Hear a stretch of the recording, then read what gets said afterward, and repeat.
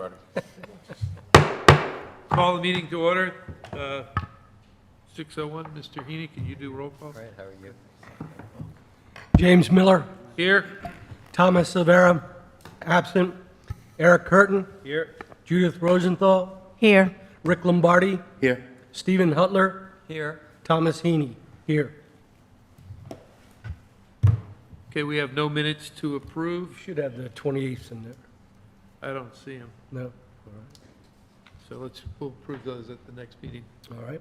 So we'll get started with the first case. Mr. President, I'm going to recuse. I have your conflict of interest. Thank you, Mr. Lombardi. So Steve, you'll be voting. You'll be voting. Hallelujah. So go ahead and read that first one in.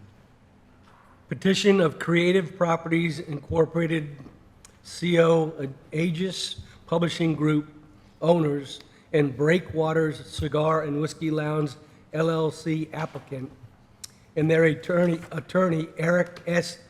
Brainsky Esquire for a special use permit from Section 602 to allow outdoor seating at the existing storefront. Said real estate is located at 796 Aquidneck Avenue and further identified as Lot 92A on Tax Assessor's Plat 114. Good evening, Chairman and members of the board. My name is Bo Akers. I'm an attorney, Brainsky Levinson, that works with Attorney Brainsky. I'm here on behalf of the petitioner, Breakwaters Cigar and Whiskey Lounge. Okay. Tell us about your petition. The petition today is for the use of outdoor seating at the premises. By way of background, in August of 2020, the petitioner was before this board for the request of a special use permit for service of alcoholic beverages. The location being on Aquidneck Avenue is in an LBA zoning district, which the cigar lounge itself is permitted by right. However, pursuant to Article 6, Section 602 of the zoning code, service of alcoholic beverages are permitted by the granting of a special permit. And those requirements for a special permit are under Article 9, Section 902, which the original special use permit met those requirements, being that it was not a diminution of property values, nor a nuisance to the neighborhood that it exists in, as well as being compatible with the comprehensive plan. On the other hand, there was a restriction placed upon the special use permit prohibiting outdoor seating. Now, this application is what one would call modification or amendment request. However, I see from doing this procedure, the town request a special use permit request either way. But Rhode Island courts have consistently held that requests for an amendment or modification to a special use permit is permissible if the request has the general use and character of the original special use permit, which requesting service of clientele in the outdoor seating area at the existing storefront would most definitely fall within the character of the original permit granted. As well, the request is for 8 persons to be seated at the storefront. This is on a patio that's about 30 feet by 6 feet. So this would not be in a parking lot. This would be on the existing storefront. There's plenty of room for clients to come in and out. This would be, again, compatible with safety and public welfare, being that our client follows the codes that are set by federal, state, and by the town of Middletown. The staff that serves clientele are qualified, knowledgeable, and friendly. There would be, again, another thing that I think would be helpful here to know that I wanted to point out is that my client has spoken with the property owner, who also is a member of the adjacent business Custom House Coffee, and he is supportive of our request to serve clientele, or the petitioner's request to serve clientele at the business so long as it's after hours from when the coffee house is closed. I have a letter that I have today to show you on behalf of Creative Properties of the owner that I can show you. And the hours of his operation for Custom House Coffee is Monday through Saturday till 4 p.m. and Sundays till 2 p.m. So his only caveat, if the board were to grant this request for a special permit, would be that no smoking of cigars would be allowed until after his store hours are closed, which I believe my client is amenable to. What are the hours of the pizza restaurant that's right next door to the coffee shop? If I may, let me, Why not, if we're gonna testify? Yeah, if he's going to testify, let's Yeah. swear him in. I'll Raise your right hand, please. Do you swear the testimony this evening will be the whole truth and nothing but the truth? Yes. State your name and address for the record. Ronald Reed, 126 County Street, Rehoboth, Massachusetts. So my question was specific to the pizza restaurant. I know the coffee shop closes early. Yeah. How will this impact the people that eat outside at the pizza restaurant? Because they have, I believe, 2 or 3 tables outside during the summer hours. They do have a couple tables outside. They close at 11 p.m. I've never seen anyone outdoor eating after 7 or 8 o'clock at night, and so I really can't answer that for you. There is quite a big buffer space between us and Pizza Hollywood. You know, you have the whole open area where Custom House Coffee is. Okay. Why did this board restrict you to only indoor seating when you first came? I don't know. That was one of 2 requests. There was indoor only and no entertainment. Okay. I think maybe just because it was new and you didn't know what to expect. I don't know. I mean, I can tell you from my perspective, I was against it and I'm still against it from the standpoint of, I think the smoke is a nuisance to other people. It can be a nuisance to the customers of the pizza shop, which is why we voted to accept your petition for the special use permit the last time, was because you agreed not to allow smoking outside. I don't see anything that has changed.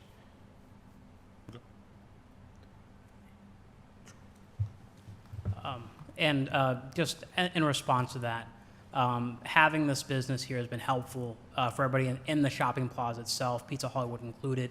I know that Pizza Hollywood has brought over and served pizzas to the petitioner. There hasn't been any issues, to my knowledge, concerning cigar smoke with any of the neighboring businesses in that plaza. Other than the owner of Custom House, did you ask the owner of the pizza place to write a letter on your behalf? No.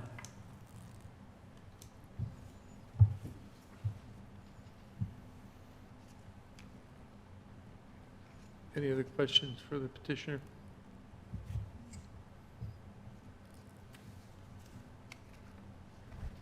Nope.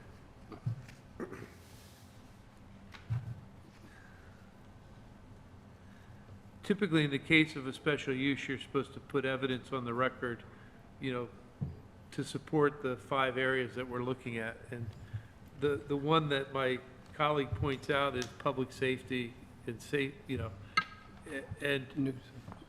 public nuisance. And absence of any testimony from an expert, we're going to have to make a decision up here based on our experience.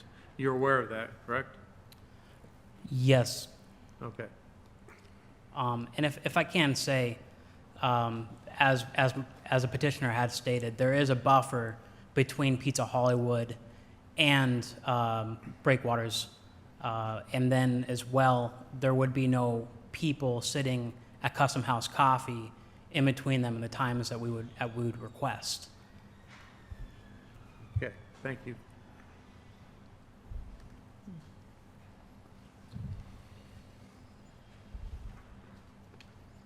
Do you have anything else to add? Again, I think pursuant to Section 902, I don't believe this would cause a nuisance because it would not affect the people sitting right next door, any business adjacent to it. The distance from it to the other business behind it would be too great for smoke to reach that, as well as I can't speak on behalf of Pizza Hollywood, of course, because I'm not that business. The property owner itself is Creative Properties, Inc., who does own, who is a member of Custom House Coffee, who is supportive of this request.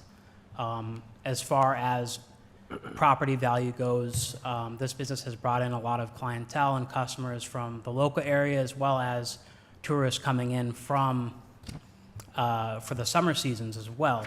The request is for 8 people to sit outside, whereas Custom House Coffee was permitted to have 18 people outside. It's a very modest request and not a big extension of the current special use permit that had been granted.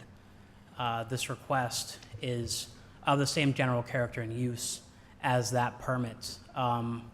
Moreover, the business has not had any issues with hazards or anything to public welfare and safety, which the board found in August of 2020. But their issue is they're going to sit outside and smoke out there as well as drink. Yes. Okay, so that's a little different than drinking coffee, because I don't believe that Custom House Coffee allows smoking on their deck. So I think it's a little different. When you're putting people out there smoking in public, that then creates, it could be a possible public nuisance. Can I have a moment to confer with my client? Yes. Jim, are we gonna get the letter to Custom House Coffee in the record? I don't see it. We can ask for it. He said he had a Oh, here.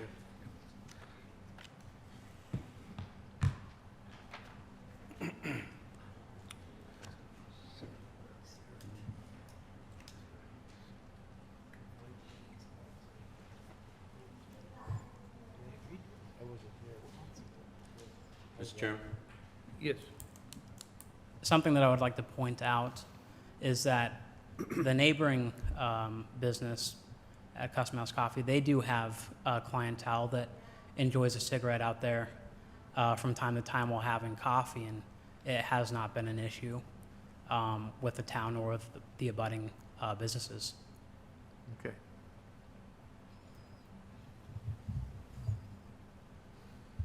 Any other questions for the applicant? The letter from Yeah. Custom House Coffee, do you have that? I do. We'll make that Exhibit A.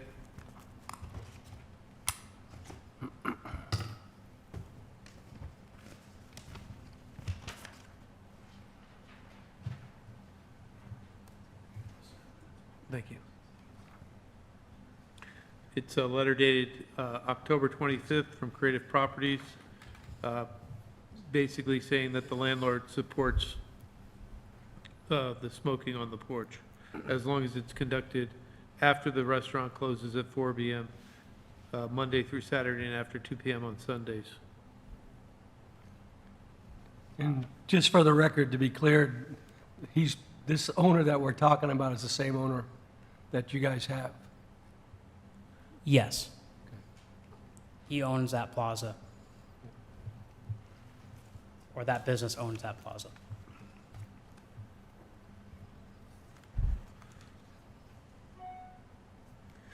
Okay, if nobody has any questions, I think we can close the public hearing.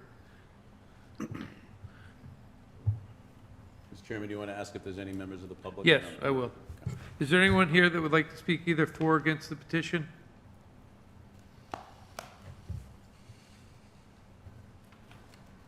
Seeing none, I'm going to close the public hearing. Can I have a motion to accept? I'll make a motion to accept the application as presented. Do I have a second? Second. Motion made by Eric Curtin, seconded by Judy Rosenthal. Discussion? I'm going to vote against the petition. I think at the time that we approved your special use permit to have alcohol in the presence, I mean, we spoke specifically about smoking outside, and you said that you weren't going to do it. I was on the board at that time. I voted at that time. I asked you specifically about if your intention was to smoke outside, and at that time, I believe you said no. To me, that's made clear in the fact that your special use permit was approved subject to no outdoor smoking or no outdoor seating, and for those reasons, in addition to the fact that I do believe that it will be a nuisance to the neighborhood, I'm going to vote against it. Yeah, I'm also going to vote no. I share Mr. Curtin's view that it would be a nuisance. In terms of the other requirements of 902 of the ordinance, I think it also is detrimental to the surrounding property, notwithstanding the Custom House Coffee letter, because of both the pizza property and in general. And I do think it also results in hazardous conditions because of the secondhand smoke. I don't think it's a good thing for people to be outdoors smoking and drinking. I wasn't present for the original petition, but my concern would be an expansion of use for, 5 months after it was approved? It's too soon. I mean, I think there's not been enough expert testimony put on the record that's going to sway me that there's not going to be a public nuisance there. So I too am going to vote, against the petition. Any other discussion? I'm going to vote against it for the same reasons that my colleagues have. Okay, if there's no further discussion, all those in favor? All those opposed? Aye. Motion fails, 0 to 5. Thank you. Thank you, Chairman. Thank you, members of the board. All right. Can you ask Eric to be the secretary? Eric, you're going to have to be the secretary for a few minutes. Okay. Right, we should have a new guy. Yeah. You're the secretary. Okay, what do I do, sir? Take lots of notes. Lots of All right. notes. You can. Okay, Mr. Heaney is going to recuse himself from this case. So the voting members are going to be everyone else. Get to vote again. If you could read the next petition for us. Here you go. We're third page. Okay. Petition of Stephen M. Sullivan, owner, for a special use permit from Section 902, Article 16, to add an additional dwelling unit for his 79-year-old brother. Said real estate is located at 62 Third Beach Road and further identified as Lot 944 on Tax Assessor's Plat 125. Good evening. Thank you. Raise your right hand, please. Do you swear the testimony this evening will be the whole truth and nothing but the truth? I do. State your name and address for the record. Stephen Sullivan, 62 Third Beach Road, Middletown. Thank you, Mr. Sullivan. Tell us about your petition. Well, I'm pleased to have returned to the island after a 52-year sojourn in New Orleans. And I have two brothers and a sister here as well. And my brother currently lives in a 19th century apartment in Newport. And, and I'd like to design a extremely efficient, aging in place addition to my property that is totally compatible with it. What I've designed already is a very efficient house. It's nearly net zero, and it's totally aging in place, one level, very, very efficient. And I'd like to do the same for my brother, and that's basically it. And this will be attached to your existing? It will be on the property. It's behind the garage. You'd take a step out of the back door of my garage, and then you would step into the additional dwelling unit. And there's no other variance required other than the special use permit? No,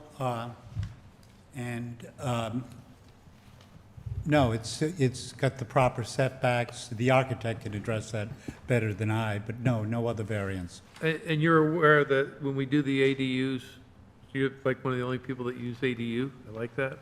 When we do these types of arrangements, it's stipulated in the zoning decision that it's only for family members? I'm familiar And- with, and you're- I'm familiar with the rule, And you're comfortable with that? comfortable with that. Okay, so that if by chance it's not occupied by... Actually, if for some reason I outlive my brother, my plan is to move into it myself and have one of my children Perfect. move into That's- the main house. That's really the long-term plan. And that's what ADUs are designed for, so I'm glad to hear you say that. Exactly. Any other questions for the petitioner? Thank you. Thank you. No other questions? Is there anyone in the audience that would like to speak either for or against the petition? Seeing none, I'm going to close the public hearing. Can I have a motion to accept the petition as presented? I'll make a motion to accept it as presented. Second.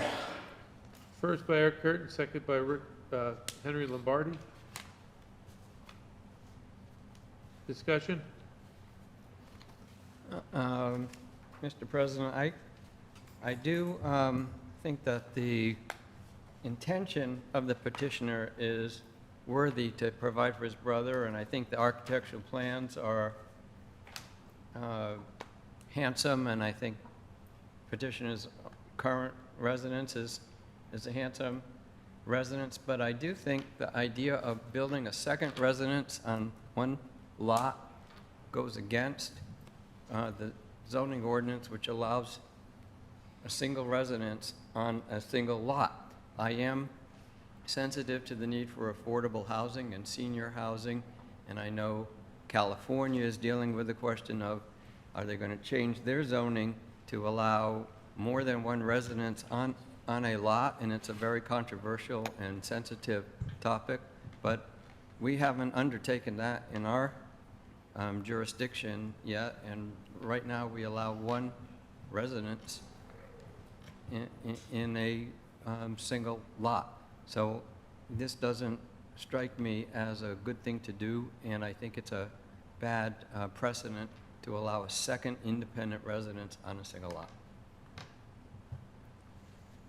Any other discussion?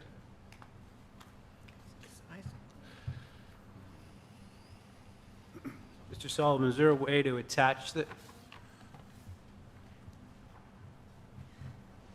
Real quick before the petitioner, Mr. Regan, is this specifically, I am, if you give me a moment, I don't believe it is. I think I've researched this before. well, we do have a provision in the zoning code that allows only one primary dwelling structure per lot. So if someone has a single-family house and wants to build a guest house, then they'd have to get a variance from that provision, which hasn't been applied for here. But if I could just give me one moment, just checking something here.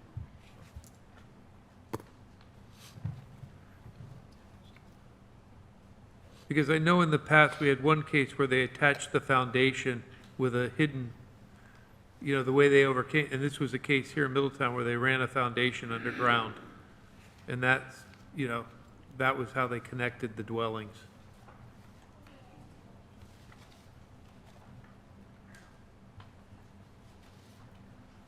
Okay, the requirement, and I'm reading from the Zoning Enabling Act, which is what creates accessory family dwelling units.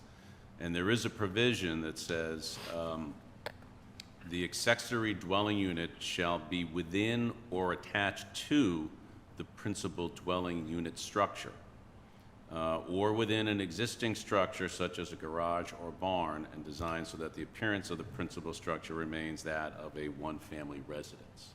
So I think what is being proposed here sounds like it meets that second option. Right. And so long, and when we look at this, this is by definition an accessory dwelling unit as opposed to a primary dwelling unit. If someone was coming in and asking for a second unit, essentially a two-family to be a second full unit, not an accessory unit, in a second building, they would need a variance from that requirement that they be connected. this is no different. In this, the state law appears to allow this in a separate accessory structure so long as it maintains that appearance of a single family. So we wouldn't be violating, What's that? we wouldn't be going against state law No, and Would you- our provision of our ordinance is based on that state law that allows accessory family dwelling. And I'll just read that again. The accessory dwelling unit shall be within or attached to the principal dwelling unit structure or within an existing structure such as a garage or barn, and designed so that the appearance of the principal structure remains that of a one-family residence. But I don't believe this is either within or attached to Is it, the unit, the No. primary unit, or the garage. what is it attached? If we're going to ask her to come up, I'm going to have to open the public hearing again. Attached to the secondary garage, right? Yeah, why don't we get? some- Yeah, I'm going to just on the record. reopen the public hearing so you can But come. so anyway, those are the parameters of what's allowed in terms of where it can be, and then, because by definition, it's an accessory structure, that provision of our code that says you can't have more than 2 primary dwelling structures on a lot, that wouldn't apply. Right, Since this is because by it's definition an accessory. accessory, yeah. Right, the word But I accessory. think you might need to get some clarification from the Yeah, applicant if- on the issue. I'm going to reopen the public hearing so you can address this again.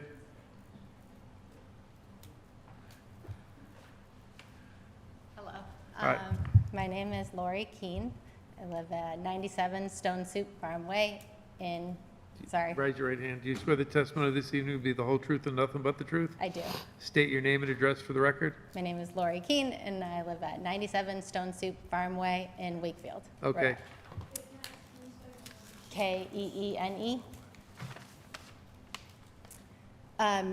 When we started this design, we were going for the idea that the original house kind of took cues off of a farmhouse design that had multiple buildings kind of pushed together to create what you see on the property right now, taking the same idea and using it in relation to, instead of connecting it and kind of creating these bigger McMansion-style houses and/or connecting it through a somewhat long breezeway, if you will, we wanted to separate the units so that it actually did feel more farm-like in that you do have these separate structures over time, kind of the way, you know, a farm gets built up. So that was the original intention, and then also keeping it as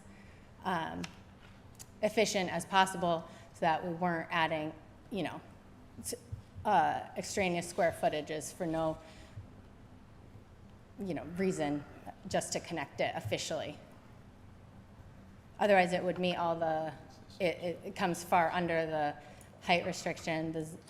It's within the building setbacks, and it also, what was the last? Lot coverage. Lot Sorry. coverage? Under lot coverage. Far under, yeah, yep. Oh, and the 35% living percentage is under that as well. The septic was already designed with the intention of a separate dwelling unit down the line, so it's already a 4-bedroom, so there would be no change needed there as well. Okay, thank you. Any questions for the witness? No. Thank you. Mr. Chairman, so I guess if this is a new structure, a separate new structure, it would not comply with the requirements for an accessory family dwelling unit. Right, under our current code, so Under they, our current code and under the state law, so I don't know if the applicant wants to request a continuance and to take another look at the plans and, but. come forward and, Considering the investment I've made in this project, I absolutely do yeah, want to. we would definitely allow you to take a breather, you know, continue. Yeah, I was under the impression that I could add an additional dwelling unit for a family member. I didn't realize it had to be connected. I'm not even, in R60, what's the requirement for a duplex? I know in R10, it's 15,000 square feet. I don't have my book in front of me. The lot size, In Chris. 602, it says, Lot size?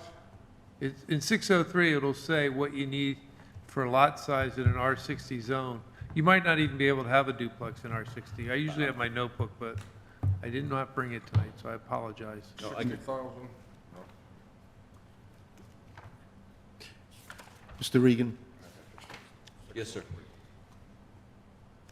what you quoted to us under the state law says connected to? It would either have to be connected to the primary building, the primary dwelling. Yeah. Or it would need to be within an existing separate structure such as a garage or a barn. So if I had a detached garage, I could put a accessory family dwelling unit within that structure. What's the difference between, because I'm a little novice at this right now, what is the difference between an accessory dwelling unit and a duplex? Or are they the same thing? A duplex, anybody can live in the second unit. I can Right. rent it, I can have someone who's related to me live there, or anybody can live there. So what he's asking for He's asking for an accessory. is not a duplex. No, he's asking for an accessory family dwelling unit, which has to be used by a family member. So- And just taking a look at section 602. 602, two-family dwellings, a new two-family dwelling is not permitted in an R60 zone. Right, that's what I thought. So that would not be a viable option. So if he comes back, with a change, and it's connected to, and it's accessory dwelling unit, because it's a family member, it's not considered a duplex. No. It's I not mean, a Mr., duplex. And in because fact- And in fact, if. my colleague's asking about duplex, it's not a duplex. No, and in fact, if a family member ceases to live there, then that unit is supposed to go away. It's supposed to be Right. essentially reabsorbed into the primary structure. Because I'm a big believer in the fact that we need to look at accessory dwelling units in this town at some point because of affordable housing. So my point is that if he comes back and he fits the definition, I would support this. Yeah, we have to go, So what I would suggest you do, if you're going to continue it, and I would also suggest, since it's going to be a different configuration, presumably than what's been sent out to the abutters, and it probably needs to be renoticed and re-advertised, so that people have an opportunity to see the new plan. But yes, you would, obviously consider it at that point in time when the new plan is in front of you. Thank you. so, would you like to, Yeah, absolutely. I want, an opportunity to go forward. This is coming as a surprise to me. I thought we were well within the rules. So let me understand, if I stepped out of the garage and stepped directly into this building, that would fit? if this was connected Connect- magically But to the the fact that I'm garage- walking 2 steps since I opened the door and walked 2 steps, it no You're longer correct. fits. And what harm are we preventing in the city? Well, It's not It's our not decision, beside, sir. it's the zoning code that we have to adhere to. It's the zoning code and the state law But- that we have to follow, and the state law is just very clear. It either has to be attached to or within the primary dwelling structure, or within an existing structure such as Just a so I garage. understand, what harm is the state trying to prevent? I don't know. They're trying to I can't tell prevent duplexes from, or multiple units on one. Even though we have Yeah. a housing crisis? Yeah, that's why in They're San trying- Francisco, they have an ADU regulation, and there's ADUs coming across the country. They're just not here yet. So would you if be you- receptive to a variance? I mean, is there, If you read the state law, it's because they want the property to retain the appearance of a single-family dwelling. I mean, I don't think there's any question about the architectural appeal of this design. I mean, I'm not critiquing I know you're not that. the I'm just- aesthetic, I'm just saying that is what the law requires. But I'm just saying the project doesn't fly in the face of the law. In fact, I think this is, quite an attractive project. I'm sure it is, but unfortunately, I But you understand. got to I go by understand the difficulty. ordinance, and so come back. I will. So I'm going to continue this to our December meeting, but you can come in and, if you're not ready by December to re-advertise. We'll be ready. Okay, so, actually, we don't have a December, we're going to be in January. We usually don't have a meeting. What is it? Right, but I don't think they'll be ready by then, and we won't be able to it advertise would have it by to be then. re-noticed and re-advertised with a new plan, so, May I ask a question? sure. So when we talk about an accessory family dwelling unit, or even just an accessory dwelling unit, to me that reads accessory as secondary to the main building, and even in the ordinance, it does discuss that an accessory structure would need to be at least 10 feet from Yeah, it's not So- the standard accessory structure. It's an It's a- accessory it's a- dwelling it's a unit. So it's something that is It's an accessory typically structure, it's not an accessory within or attached to the existing It's the kitchen. dwelling structure. So, right, so but isn't it an accessory structure that we're asking for a special use permit for to use as the dwelling? No, you're asking, it's not the structure it's the use. The use is what you're getting the special use permit. And it is because we have,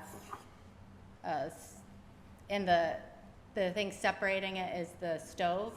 There's no stove in it, we're good to go? Well, not necessarily. As long as the zoning officer doesn't come back around and, Yeah, I No, mean, no, but- no, no, there isn't if there's no, there would be no stove, no microwave, no, I mean, once again, the Yeah. idea here is not to create an enforcement issue for the building Right. No, no. official. So, Agree so, with that.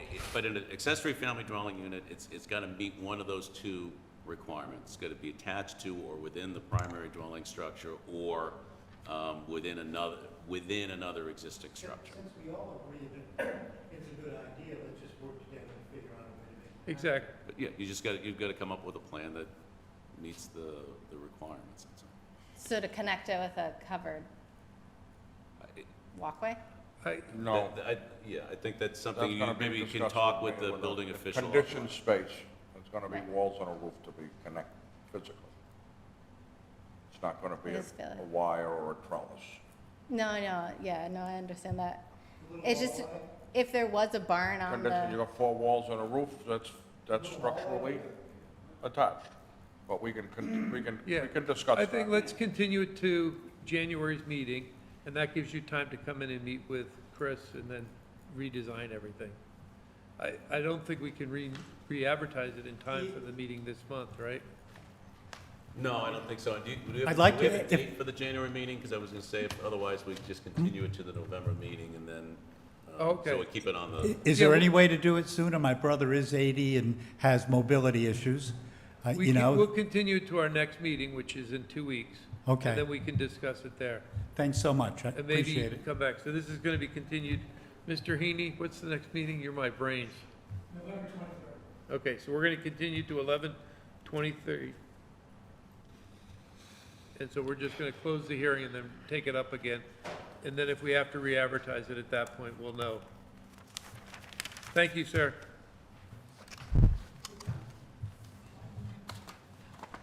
How will we know if we need to re-advertise? It's gonna be the scope of what they do. Oh, okay.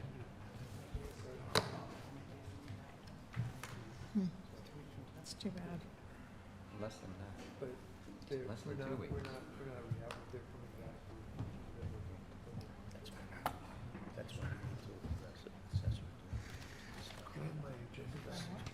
You may, that makes you think like that. Yeah, I'm sorry. That's okay.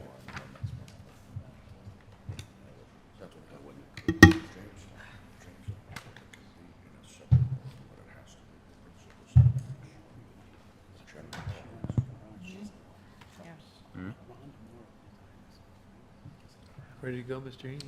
I'm ready. Go ahead and read it. Petition of Austin N.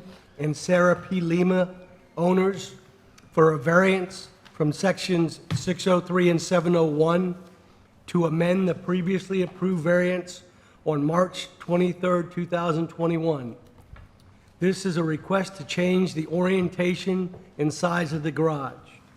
The new proposed structure is amended on the land survey to represent a 28-foot by 28-foot wide by 26-foot deep within the previously approved setbacks. Said real estate is located at 1270 Wapping Road and further identified as Lot 2 on Tax Assessor's Plat 129. Raise your right hand. Do you swear the testimony tonight will be the whole truth and nothing but the truth? I do. State your name and address for the record. Austin Lima, 1270 Wapping Road. Okay, Mr. Lima, tell us about your proposal. Okay, so I had come before the zoning board last spring with a proposed garage structure, and at the time, I was looking for the least amount of relief for the project, the size, with the least amount of square footage and the least relief as needed for the setbacks. And once I started laying out the project, as you know, what usually happens with these projects is you always find that you need a little bit more space to make it work. And the layout of the structure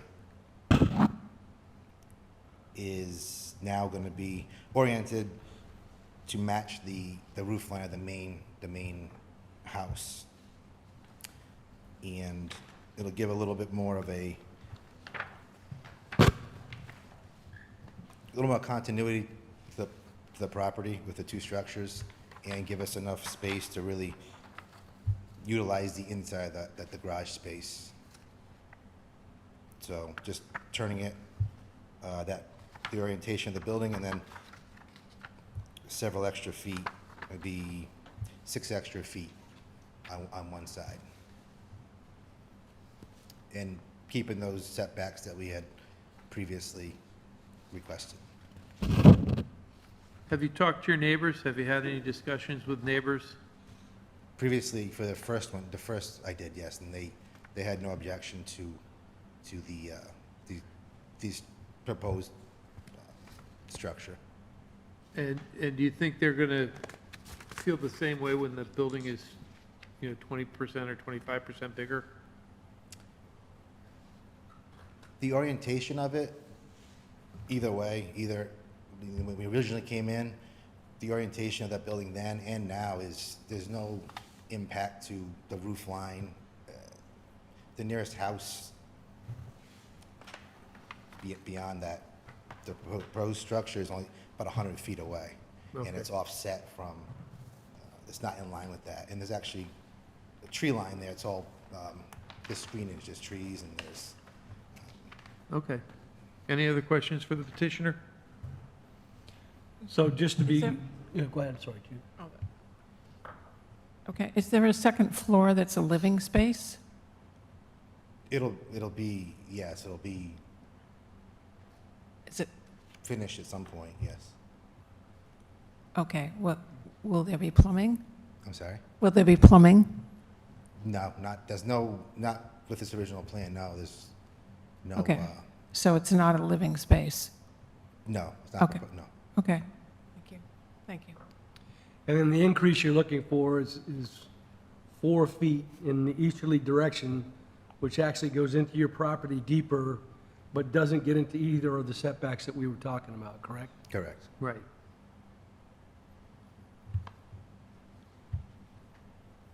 Any other questions for Mr. Lima? No. Let me see if anyone would like to speak either for or against the petition. Is there anyone in the room that would like to speak either for or against the petition? Seeing none, I'm going to close the public hearing. Thank you, Mr. Lima. You can take your seat. Great, thank you. Can I have a motion to accept the petition as presented?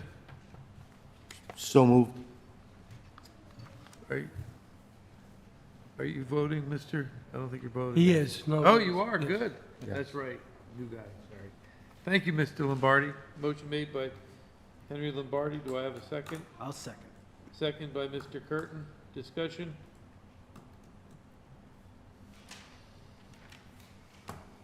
I'm going to vote in favor of it. I think that it was an oversight on the first time that we looked into it. The fact that the neighbors continue to not have any objection to it, I think speaks volumes. And the fact that the additional kind of space is going into your own lot and not towards any of your neighbors is another reason that I'm in favor. I'm also going to support it. I feel the same way as my colleague, and I would add that if you look at this lot, it is a rectangular lot, very long, and not thin in a too small sort of way, but in terms of the overall lot square footage, it's very unique because it's an R40 area, and it only has approximately 20,000 square feet. So we're already starting, behind the power curve, trying to get something put up there that can be used as garage and storage as the request the owner is looking for. So I'm going to support this also. Yeah, I too, I think it's the least relief necessary. I agree with Mr. Curtin. I think if hindsight's always 20/20, so I'm glad that you came back and asked for this. So I too am going to support it. All those in favor? Aye. Motion carries 5-0. Thank you for your time, Mr. Lima. Can I have a motion to adjourn? I'll make a motion to adjourn. Do I have a Second. Second. I'll second. Motion made, meeting adjourned. Thank you for coming in this evening.